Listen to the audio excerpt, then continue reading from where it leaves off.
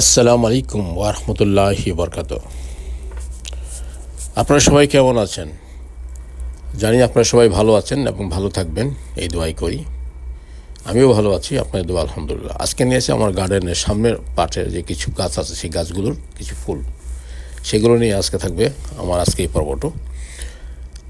আমি অনেক আছে আমার গার্ডেনে, অনেক পর্ব আছে, সেগুলো আমি আস্তে আস্তে আপনাদেরকে ধীরে ধীরে দেখাবো, কারণ সব কিছু মিলিয়ে আমি দেখাচ্ছি। মানে গার্ডেন নেন, আউটডোর কোন, বাইরে কোন, ভিতরে কোন, সব কিছু আমি একটার পর একটা আপনাদেরকে এডিট করে করে দেখাবো ইনশাল্লাহ।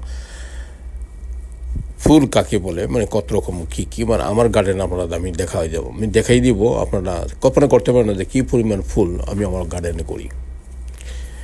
এবং শীতের সময় থাকে, গরমের সময় তো বেশি থাকে, শীতের সময় কম থাকে বা থাকে।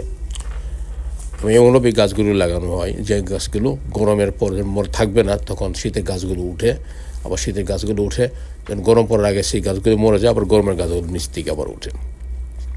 ঠিক এভাবেই লাগাই। ঠিক এভাবে যদি লাগানো হয় তাহলে মিনিমাম 3 বছর মিনিমাম খুব সুন্দর হয়, তারপর আবার চেঞ্জ করতে হয়। তখন এই গাছগুলো আর সাধারণত পরে আর বড় হয়ে ওঠে না আর কি, উঠে বাট উইক থাকে, বা ফুলটা বড় হয় না এবং বেশি দিন থাকে না। এই যে ফুলগুলো বেশ মিনিমাম মনে করেন মিনিমাম 1 মাস থাকবো, এর ভিতরে ঝরবে না ফুলগুলো। কিন্তু আমি তো আবার যত্ন করতে হবে, শুধু ফুল গাছ লাগাইলেই হবে না, তার যেটা খাবার আছে সে ফুডটা তাকে দিতে হবে সপ্তাহে একবার, ঠিক আছে?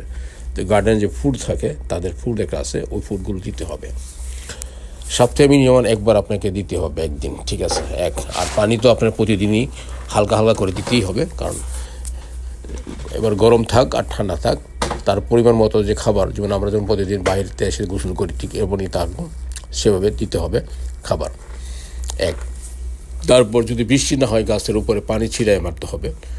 এখানে পাওয়া যায়, সেগুলো পানি দিতে হয়। পানি না দিলে গাছগুলি পাতাগুলি নষ্ট হয়ে যায়, তাহলে সবুজ থাকে না, পাতাগুলি নষ্ট হয়ে যায়, পাতার মধ্যে দাগ পড়ে যায়, লাল হয়ে যায়, এরকম আর কি। যেমন বড় গাছগুলোতে কিছু করার নাই, যেগুলো আপনার হাতের নাগালে আছে সেগুলোকে আপনি পানি দিবেন। যেমন এই গাছটা দেখেন অনেক স্পট পড়ে আছে, এই গাছটা অনেক বড়, লত্তা গোলাপ অনেক বড় হয়ে গেছে বাসার কোনায় দিয়ে গাছটা।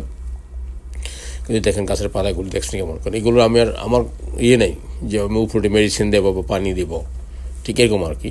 যেগুলো আপনার হাতের গাছ আছে সেগুলো আপনি রাখবেন, কারণ গাছগুলো, এই গাছটা অনেক পুরোনো গাছ, মানে সবসময় কেটে দেই, আবার যখন কেটে দেয় তখন চিকন চিকন ডাল দিয়ে প্রচুর ফুল আসে গাছটাতে। আবার যখন সময় হয় গাছগুলো পাতাগুলি মানে পাপড়িগুলো ঝরে যাবে আর কি। যাই হোক, আজকে এটি ছিল আপনার শুধু ফুল নিয়ে এই পর্বটা আমি করলাম আর কি। আমি আরও ফুল আছে, যেটা অনেক রকম ফুল আছে, আমি সেগুলো দেখাবো। এখানে সবজি বাগান আছে, সবজি বাগানের সবজিগুলো আমি দেখাবো একটার পর একটা, সবগুলি পাবেন ইনশাল্লাহ। বা শুধু এডিট করতে হবে, একটু কষ্ট করে এডিট করে আপনাদেরকে আমি পৌঁছাবো ইনশাল্লাহ। তো সবাই আপনার সাথে থাকবেন, কোথাও যাবেন না, ঠিক আছে?